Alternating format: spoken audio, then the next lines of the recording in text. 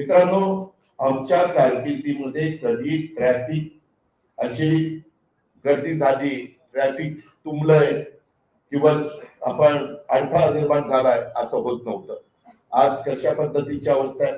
अहो, त्यावेळेस दापोलीवरून निघालं तर निगडीपर्यंत माणूस असाच काय जवळपास कुठेही सिग्नल न लागता पुढे जायचा. 8-8 पदरी रस्ते आम्ही केले. कधी पण काम करत असताना दिलीप बंड असतील, श्रीकर परदेशी असतील, त्याच्यामध्ये आशिष शर्मा असतील, अशा अनेक अधिकाऱ्यांच्या बरोबर आम्ही कामं केली. सगळ्या टीमनी मला साथ दिली आणि कशा पद्धतीचे ठराव आम्ही केले आणि एक महाराष्ट्रातलं आणि देशातलं एक महत्वाची सिटी म्हणून त्याचा नावलौकिक आपण वाढवण्याचं काम केलेलं आहे.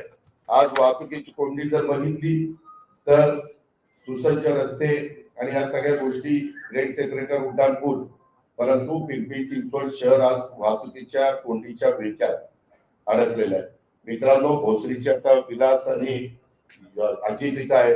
भोसरीच्या पुलाचं भूमिपूजन करत असताना मी तिथं सांगितलं हा 2 पदरी नाही 4 पदरी झाला पाहिजे आणि तो पूल तिथं मी 4 पदरी करायला लावला. त्याच्यामध्ये पिंपरी चिंचवड मध्ये आज अर्बन सीच्या नावाखाली अक्षरशः रस्त्यांची वाट लावलेली आहे.